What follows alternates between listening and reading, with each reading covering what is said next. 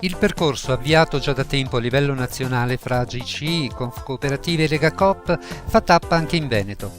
È la Camera di Commercio di Padova ad accogliere i rappresentanti del mondo cooperativo regionale per sancire con una firma la nascita dell'Alleanza delle Cooperative del Veneto e dare vita così al nuovo e unico soggetto di rappresentanza della cooperazione regionale, in un contesto in cui il concetto di rappresentanza è fortemente in discussione anche a causa di una modalità vecchia di concepirla. Per noi rappresentanza vuol dire raccogliere gli interessi delle nostre associate che sono particolari e che a loro volta raccolgono gli interessi dei cittadini. Oggi si è parlato di fidanzamento auspicando un matrimonio. Che significato ha?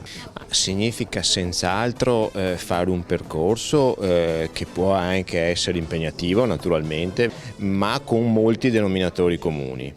Cooperatore, cooperatrice, con volontà di rimanere nel mercato, sviluppare economia all'interno dell'impresa cooperativa, rafforzare questa economia. Una voce unitaria dunque sui grandi temi dell'economia, del lavoro, dei servizi in rapporto alle istituzioni, ma non solo.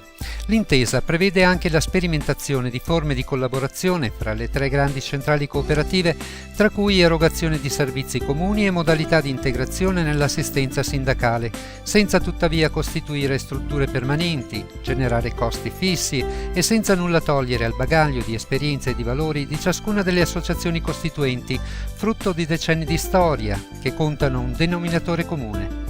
La cooperazione si accomuna, il nome che noi abbiamo assieme è Siamo Cooperative. Poi nel corso degli anni ci siamo divisi perché siamo cooperative di Lega, cooperative di Lega, di AGC o di Confcooperative, ma noi siamo cooperative.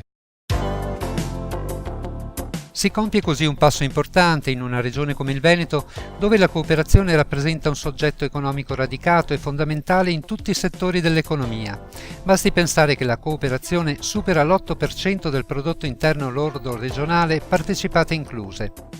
L'Alleanza delle Cooperative del Veneto conta complessivamente 1.813 imprese associate, con oltre 706.000 soci, di cui 77.224 lavoratori, e un valore della produzione che supera i 10 miliardi 244 milioni di euro, senza contare la raccolta delle banche di credito cooperativo e delle altre banche controllate dalla cooperazione, dell'attività del sistema assicurativo e delle mutue.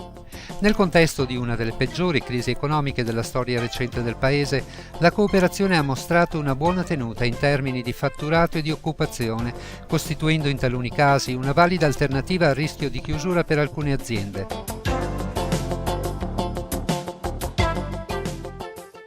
Uno degli elementi che caratterizzeranno l'attività del nuovo soggetto sarà anche la sfida della legalità, un tema che viene fortemente richiamato anche durante la presentazione del nuovo soggetto.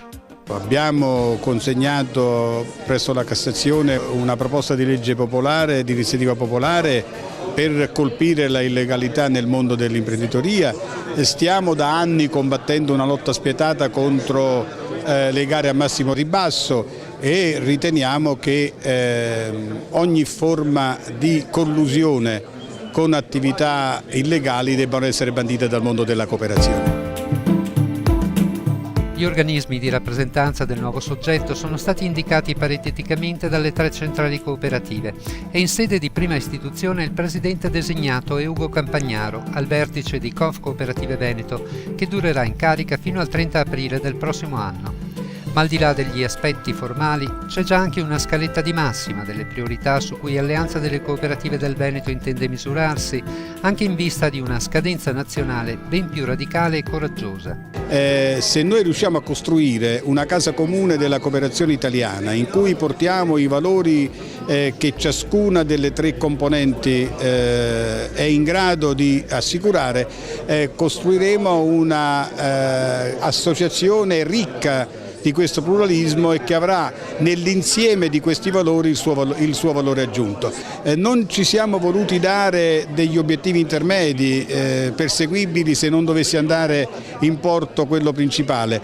Noi ci troviamo di fronte ad un bivio, o il successo pieno o il fallimento, e a noi non piace fallire.